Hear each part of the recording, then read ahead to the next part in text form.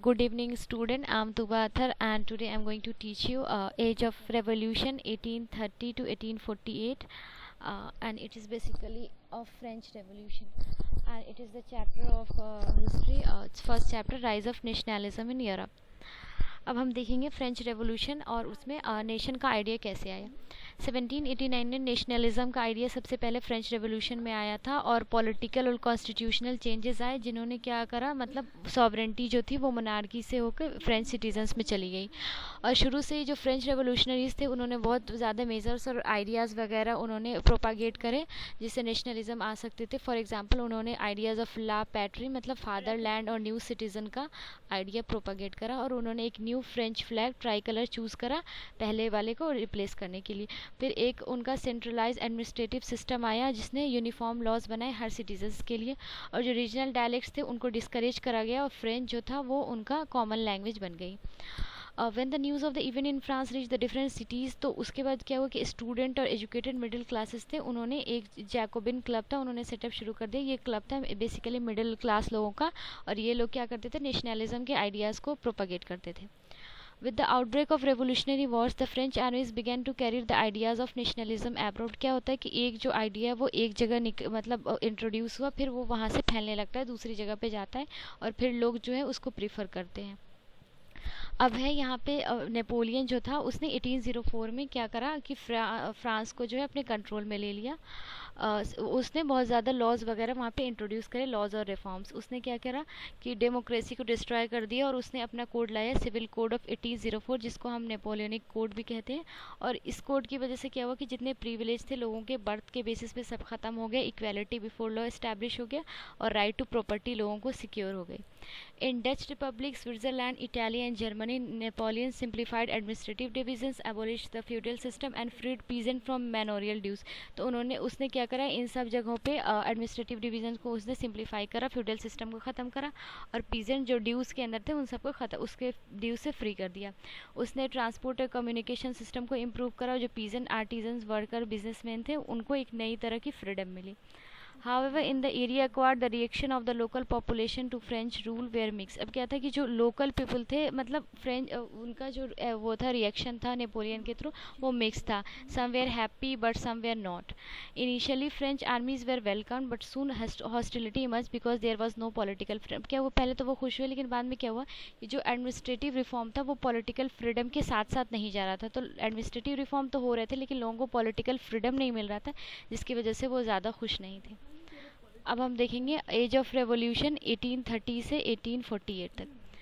अब क्या हुआ कि 1830 में क्या हुआ कि जो कंजर्वेटिव रिजीम होते हैं मतलब वो लोग जो एब्सोल्यूट मोनार्की या एब्सोल्यूटिज्म को प्रेफर करते हैं, तो उन्होंने पावर को कंसोलिडेट करना शुरू करा जिसकी वजह से 1830 में जो है रेवोल्यूशन ब्रेकआउट हो गया। 1830 में बर्बन किंग जो थे बर्बन डायनेस्टी के were overthrown by liberal revolutionary who install a constitutional monarchy with Louis Philippe at its head. तो लुइस फिलिप को उन्होंने राजा बना दिया और ये जो बर्बन किंग थे जो वो थे कंजर्वेटिव थे उनको उन्होंने हटा दिया। The July Revolution sparked an uprising in Brussels which led to the Belgium breaking away from the United Kingdom of the Netherlands। अब क्या हुआ, जो जुलाई रेवोल्यूशन था वो ब्रूजल में हुआ था जो बेल्जियम की कैपिटल है, तो नीदरलैंड से जो है वो ये जो था वो सिसीड बैक हो गया। 1821 में 1821 में क्या हुआ, जो ग्रीस था उसने स्ट्रगल करा इंडिपेंडेंस के लिए। Nationalist in Greece got support from Greeks who were in exile from the west European who wanted to preserve Greek culture. अब क्या था कि कहीं रेवोल्यूशन होता है तो उनको कहीं से बैकिंग होती है, मतलब सपोर्ट मिलता है। तो जो ग्रीस में रेवोल्यूशन था उसको सपोर्ट करने वाले तो वो लोग थे जो ग्रीक जो थे वो जो एग्जाइल के थे, जो एग्जाइल हो गए थे, और कुछ वेस्ट यूरोपियन थे जो ग्रीक कल्चर जो था वो एंशियंट टाइम से ही बहुत रिच है, तो कुछ लोग उसको प्रिजर्व करना चाहते थे, वो लोग इसको ग्रीक रेवोल्यूशन को सपोर्ट करते थे। उसके बाद फाइनली एक ट्रीटी है, ट्रीटी ऑफ कॉन्स्टेंटिनोपल 1830 में, जिसकी वजह से ग्रीस जो था हमारा वो एक इंडिपेंडेंट नेशन करार दिया गया। अब हम देखेंगे romantic imagination and national feeling.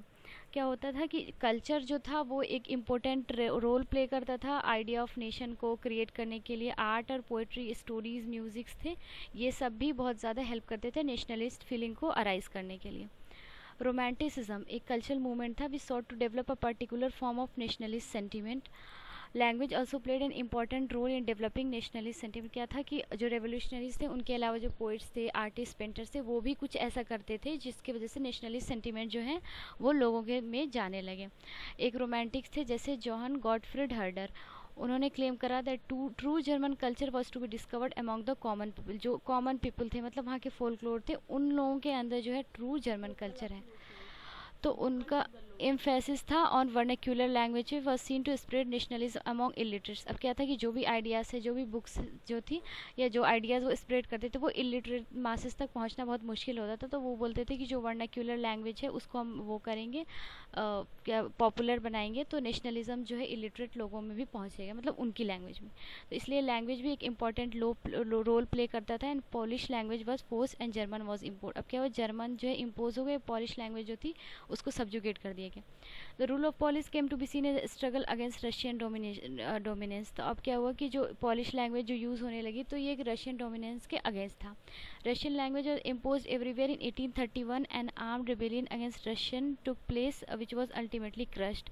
अब क्या हुआ कि रशियन लैंग्वेज जब इम्पोज हुई तो एक आर्म रिबेलियन हुआ अगेंस्ट रशियन रूल, लेकिन क्या हुआ कि वो ज़्यादा मतलब पॉपुलर नहीं हुई, अल्टीमेटली उसको क्रश करना पड़ा।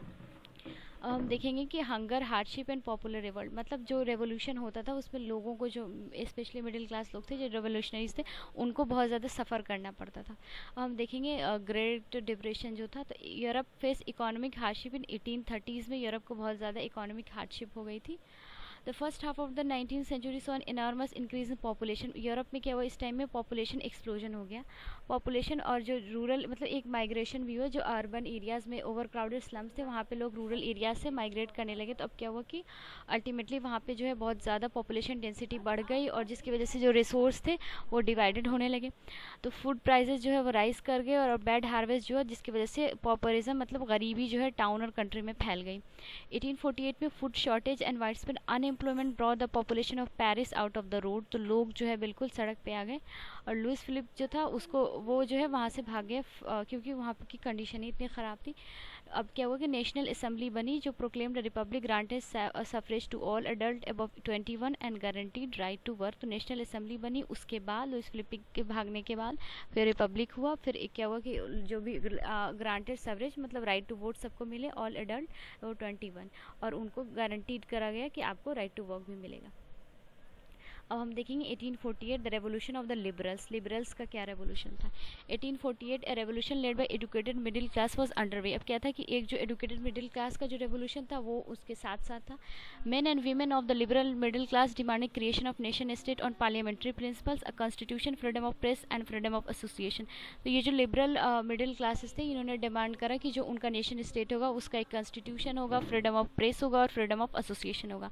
A large number of political associations came together in Frankfurt to vote for all German National Assembly.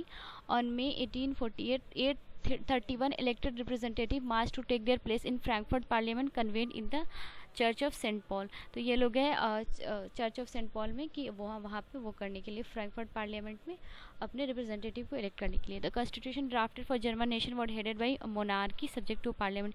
तो इनकी एक तरह से कॉन्स्टिट्यूशनल मोनार्की थी। The crown was offer to Frederick Wilhelm IV। तो ये जो किंग थे इनको दिया गया king of Prussia, but he rejected and joined other monarchs to oppose the elected assembly. लेकिन क्या था कि उनको जो है अच्छा नहीं लगा ये रिप्रेजेंटेटिव गवर्नमेंट या जो भी कहेंगे, तो फिर उन्होंने उसको रिजेक्ट करा और वो मोनार्क जो भी मोनार्क्स थे मतलब एब्सोल्यूट रूलर्स थे उनके साथ मिल गया और उन्होंने इलेक्टेड असेंबली का जो रेवोल्यूशन था उसको क्रश करना चाहा।